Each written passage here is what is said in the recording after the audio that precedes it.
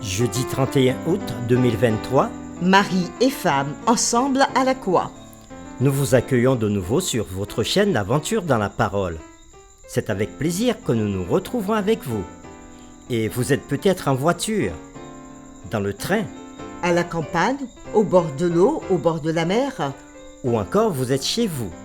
Mais nous souhaitons que Dieu nous accorde espérance, grâce et sagesse dans la révélation de Christ dans le livre aux Éphésiens en ce jour. Si les contenus qui vous sont proposés vous font du bien, car ils nous font du bien, nous vous invitons à participer avec nous en partageant ce message, en cliquant sur le pouce pour marquer votre appréciation, en vous abonnant pour recevoir les notifications chaque jour, en laissant des commentaires sur ce que vous avez compris et appris, et en partageant le lien avec vos contacts. Le texte à mémoriser de cette semaine que nous vous invitons à dire avec nous se trouve dans Éphésiens chapitre 5, les versets 25 à 27. Marie, aimez vos femmes, comme Christ a aimé l'Église et s'est livré lui-même pour elle, afin de la sanctifier par la parole, après l'avoir purifiée par le baptême d'eau, afin de faire paraître devant lui cette Église glorieuse, sans tache, ni ride, ni rien de semblable, mais sainte et irrépréhensible. Nous vous invitons à le redire avec nous dans Éphésiens chapitre 5, les versets 25 à 27.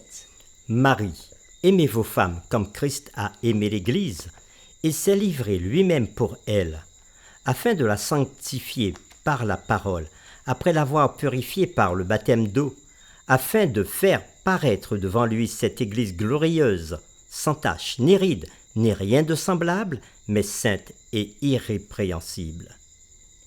Quel lien Paul fait-il entre Marie et femme et l'Église? De quelle façon une famille chrétienne peut-elle garder son unité? Que se passe-t-il quand le respect mutuel existe dans la famille? Les réflexions de cette semaine nous aident à répondre à ces questions. Et aujourd'hui, nous le faisons avec la séquence Une seule chair comme modèle de mariage. Étudions ensemble le récit de la création dans Genèse chapitre 2, les versets 15 à 25. Et nous répondrons à cette question. Que se passe-t-il dans l'histoire avant la déclaration selon laquelle le mari et sa femme sont une seule chair? Nous lisons Genèse chapitre 2, les versets 15 à 25. L'Éternel Dieu prit l'homme et le plaça dans le jardin d'Éden pour le cultiver et pour le garder.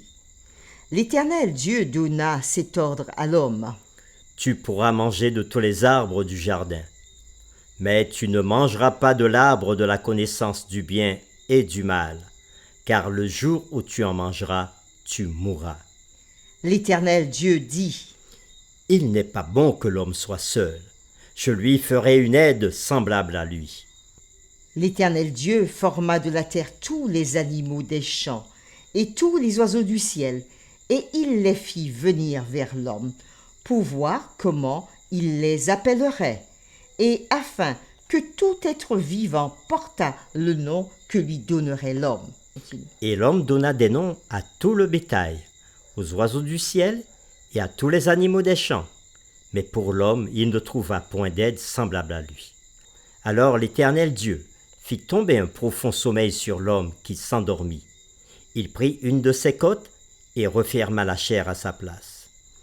L'Éternel Dieu forma une femme de la côte qu'il avait prise de l'homme, et il l'emmena vers l'homme. Et l'homme dit, Voici cette fois, celle qui est os de mes os et chair de ma chair. On l'appellera femme, parce qu'elle a été prise de l'homme. c'est pourquoi l'homme quittera son père et sa mère, et s'attachera à sa femme, et ils deviendront une seule chair. L'homme et sa femme étaient tous deux nus, et ils n'en avaient point honte. Nous lisons maintenant Genèse chapitre 2, le verset 24. C'est pourquoi l'homme quittera son père et sa mère, et s'attachera à sa femme, et ils deviendront une seule chair. Après lecture du récit de la création dans Genèse chapitre 2, les versets 15 à 25, répondons donc à cette question. Que se passe-t-il dans l'histoire avant la déclaration selon laquelle le mari et sa femme sont une seule chair, telle que nous l'avons lu dans Genèse chapitre 2, le verset 24? Plusieurs étapes se passent dans l'histoire de l'homme en Éden. Premièrement, Dieu donne à l'homme cet ordre de manger des arbres du jardin, mais de ne pas toucher à l'arbre de la connaissance du bien et du mal. Deuxième étape, Dieu dit qu'il n'est pas bon que l'homme soit seul, et Dieu décide de lui faire une aide qui lui ressemble. Dieu fait passer tous les animaux devant l'homme afin qu'il leur donne un nom. Le texte nous dit que l'homme ne vit point d'animal semblable à lui. Dieu fit tomber l'homme dans un profond sommeil. Il prit une côte de l'homme pour former la femme. Puis Dieu présenta la femme à l'homme. Et c'est ainsi que l'homme s'exclamera en disant « Voilà celle qui est os de mes os et chair de ma chair ». L'une des manières de comprendre et d'appliquer les conseils de Paul aux femmes et aux maris est de voir sa citation dans Genèse chapitre 2, le verset 24. Texte que Paul reprend dans Éphésiens chapitre 5, le verset 31 comme point culminant et qui dit « C'est pourquoi l'homme quittera son père et sa mère et s'attachera à sa femme, et les deux deviendront une seule chair. » En méditant sur l'histoire de la création de Genèse, Paul considère les besoins des congrégations chrétiennes et la santé des relations familiales en leur sein. Il entend dans Genèse chapitre 2, le verset 24, un message qui résonne à travers le temps. Par dessein divin, le mariage est destiné à être une relation d'une seule chair, avec l'unité sexuelle reflétée dans l'unité émotionnelle et spirituelle, et l'unité émotionnelle et spirituelle apportant un sens à la relation sexuelle. Notez qu'en choisissant Genèse 2, verset 24, Paul choisit une déclaration sur le mariage faite avant la chute et l'applique aux relations entre les maris et les femmes chrétiens. Dans notre monde post-chute, l'exploitation généralisée de la relation sexuelle entre un homme et une femme révèle à quel point l'idée que l'union sexuelle représente l'assujettissement de la femme est profondément ancrée dans les cultures modernes. Paul soutient que la relation sexuelle, telle que reflétée dans Genèse, n'est pas une relation d'assujettissement, mais d'union. La relation sexuelle ne symbolise pas ou n'actualise pas la domination de l'homme, mais l'union du mari et de la femme, à tel point qu'ils sont une seule chair. Nous pouvons nous tourner vers Éphésiens chapitre 5, les versets 21 à 33 et Genèse chapitre 2, verset 24, alors, pour une théologie importante, contre-culturelle et corrective du mariage et de la sexualité. Dans ce même contexte, Paul, dans le verset suivant, parle d'un grand mystère au verset 32. Cela inclut les deux côtés de la double métaphore que Paul analyse. Le mariage chrétien, compris à la lumière de la relation de Christ avec son Église, et la relation de Christ avec son Église, comprise à la lumière du mariage chrétien.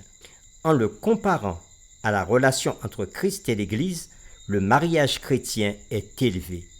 En outre, en pensant à la relation de l'Église avec Christ à travers le prisme d'un mariage chrétien bienveillant, les croyants acquièrent une nouvelle clarté sur leur relation commune avec Christ. Pour terminer, réfléchissons personnellement à ces questions. Dans Éphésiens chapitre 5, le verset 33, il est dit « Du reste, que chacun de vous aime sa femme comme lui-même et que la femme respecte son mari. » En quoi ce texte que nous venons de lire sert-il de résumé concis des conseils de Paul dans Éphésiens chapitre 5, les versets 21 à 32? Et deuxième question, si vous êtes marié, comment pouvez-vous chercher à mettre en œuvre plus pleinement ces principes dans votre mariage? Nous vous invitons à prier ensemble. Père éternel, nous te louons une fois de plus aujourd'hui et nous bénissons ton Saint-Nom pour le mariage, pour ce que tu as fait de si merveilleux. Et tu ne l'as pas fait par hasard, puisque en Éden, c'est toi-même qui as célébré le premier mariage. Après avoir créé l'homme, tu lui as permis de prendre conscience qu'il était seul parmi tous les autres êtres du Jardin d'Éden. Lorsque ce sentiment de solitude s'est installé en lui, tu as dit qu'il n'est pas bon que l'homme soit seul, et tu lui as créé une aide qui lui est semblable, la femme. Et à partir de ce moment, l'homme et la femme, nous dit le texte biblique, sont devenus une seule chair. Et tu dis que l'homme quittera son père et sa mère et s'attachera à sa femme.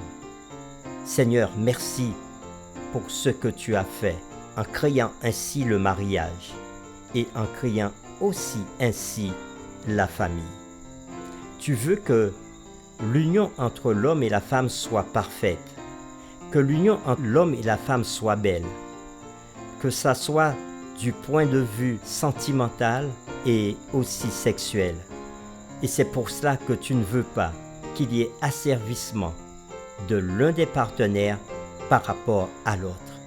Nous vivons dans une époque où l'homme est poussé à assujettir la femme sexuellement.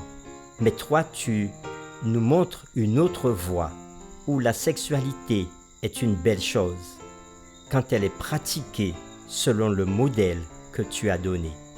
Bénis aujourd'hui tous les couples qui vont dans ce sens et qui respectent ta parole et qui te donnent la plus grande et la meilleure place au sein de leur couple. Nous t'avons prié au nom de Jésus. Amen.